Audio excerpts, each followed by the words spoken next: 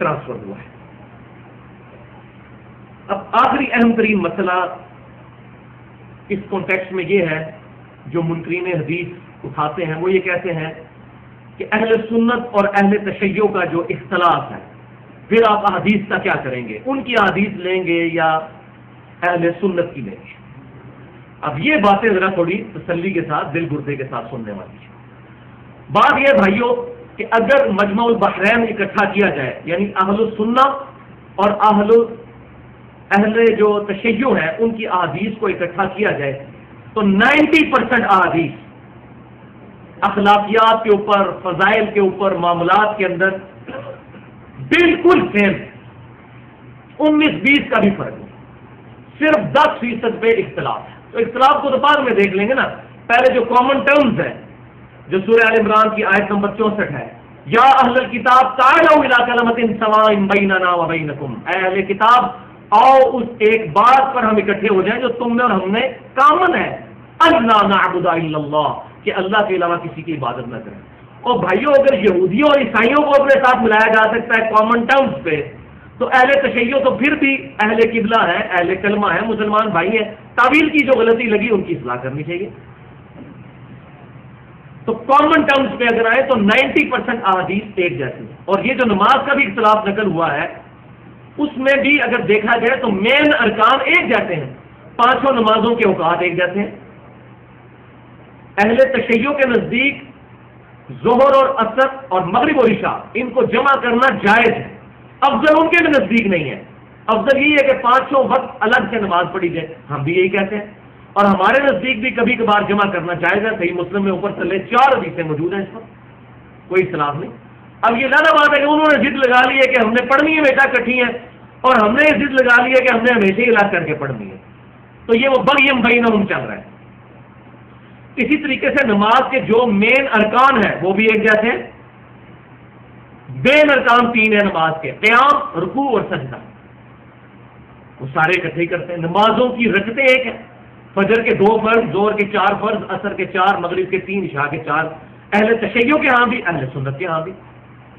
باقی رہ گیا ہاتھ باندھنے اور چھوڑنے کا مسئلہ، رفع الیدین وہ بھی کرتے ہیں، ہمارے نزدیک بھی صحیح بخاری اور مسلم میں نماز کا طریقہ رفع الیدین کے ساتھ ہے، رکوع میں جاتے وقت بھی، رکوع سے اٹھتے وقت، وہ ایک اور ایڈ کرتے ہیں سجدوں کے درمیان، وہ بھی کئی تابعین سے ثابت ہے۔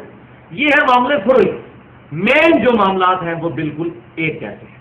اس میں یہ ہو سکتا ہے ضرور کہ کسی کی رائے اس طرف چلی جاتی ہے کہ یہ احادیث زیادہ مضبوط ہے، وہ اس پر عمل کریں، اگر ان کی رائے ان احادیث کی طرف گئی ہے تو اس پر عمل کر لیں، لیکن اس کی وجہ سے نہ تو وہ دار اسلام سے خارج ہو جاتے ہیں اور نہ ان کی نظر میں ہم دار اسلام سے خارج ہوتے ہیں، معاذ اللہ، ایسا نہیں ہے۔ لیکن یہاں ایک کریٹیکل مسئلہ سب سے بڑا جو اہل سنت اور اہل تشیع کے درمیان فرق ڈالتا ہے، اور وہ ہے کہ نبی صلی اللہ علیہ وسلم کا وصی کون ہے۔ آپ صلی اللہ علیہ وسلم نے اپنے بعد کس کو اپنا وصی بنایا تھا؟ تو بھائیوں بہت سخت جملہ میں بولنے لگا ہوں کہ میں پوری دنیا کے اہل سنت علماء کو یہ چیلنج کرتا ہوں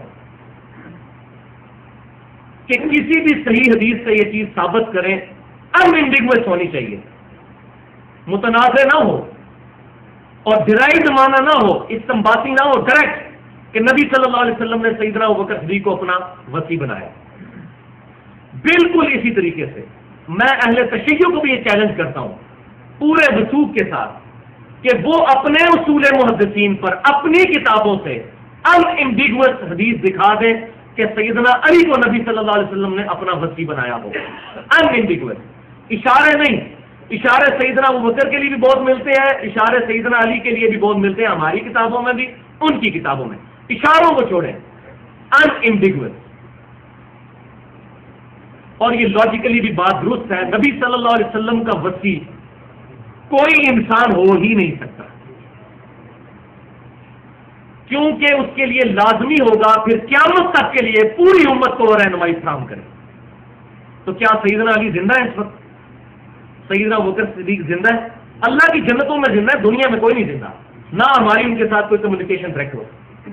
تو نبی صلی اللہ علیہ وسلم اگر کسی شخصیت کو اپنا وصی بناتے تو 2 سال کے بعد سیدنا ابوبکر صدیق بھی فوت ہو گئے، 13 साल के बाद सैयदना उमर भी शहीद हो गए, 25 साल के बाद सैयदना उस्मान भी शहीद हो गए, और 30 साल के बाद सैयदना अली भी शहीद, खिलाफत राशिदा खत्म। और आखिरी सहाबी अबू तुफैल आमिर बिन वासिला रज़ियल्लाहु ताला अन्हु अल मुतवफ़ा 110 हिजरी, नबी सल्लल्लाहु अलैहि वसल्लम की वफात के तकरीबन 100 साल के बाद फौत हो गए। आज आखिरी सहाबी को भी फौत हुए 1322 साल गुजर चुके हैं।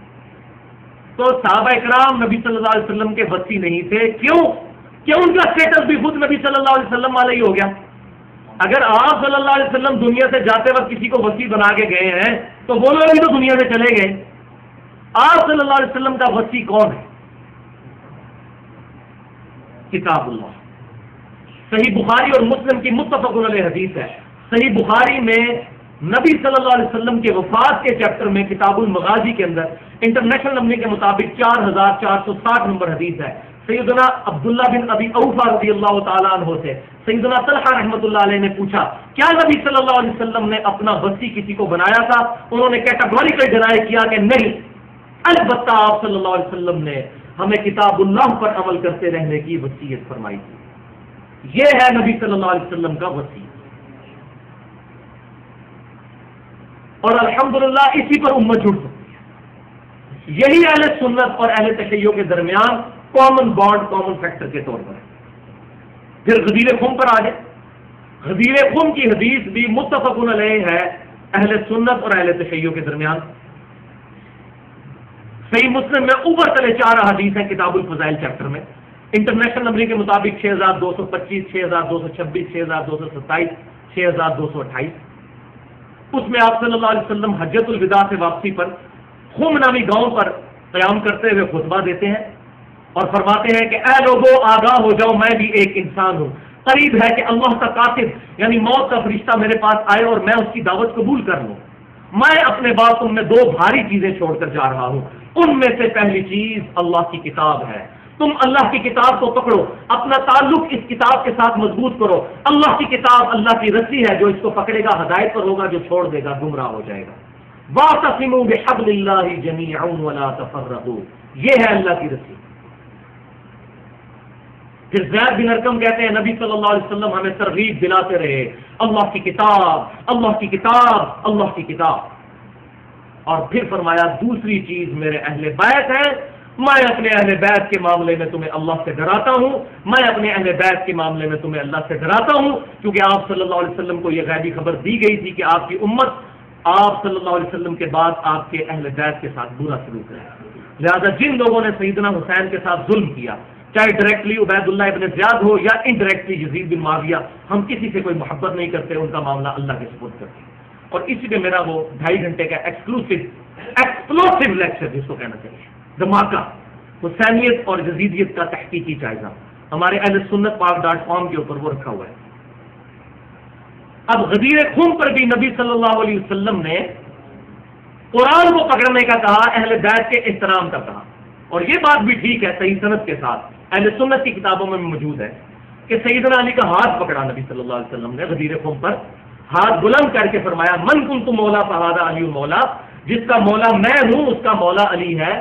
और साथ आपने सूरतुल अहज़ाब की आयत भी तिलावत की, अन्नबिय्यु औला बिल मुमिनीना मिन अनफुसिहिम, नबी सल्लल्लाहु अलैहि वसल्लम मोमिनीन की जानों पर उनकी जान से भी बढ़कर हकदार हैं और इनकी बीवियां उम्मत की माएँ हैं। तो फिर आप सल्लल्लाहु अलैहि वसल्लम फरमाया कि अगर मेरा हक तुम्हारी जानों पर जान से बढ़कर है, यानी जान से बढ़कर मुझे महबूब समझते हो, मौला, मौला का लफ्जी मतलब यहां पर है दिली महबूब, जिगरी यार। अगर तुम मुझे जिगरी यार बनाते हो तो जिसका जिगरी यार मैं हूं उसका फिर जिगरी यार सैयदना अली होने चाहिए। अब ये अहले तशय्युह अहले सुन्नत दोनों कहते हैं कि ये गदीर खुम पर आपने फरमाया। तो भाइयों, अगर नबी सल्लल्लाहु अलैहि वसल्लम ने अपना वसी बनाना होता किसी को, किसी पर्सनैलिटी को, तो आप हज्जतुल विदा के मौका पर फरमा देते मैदान अरफात में।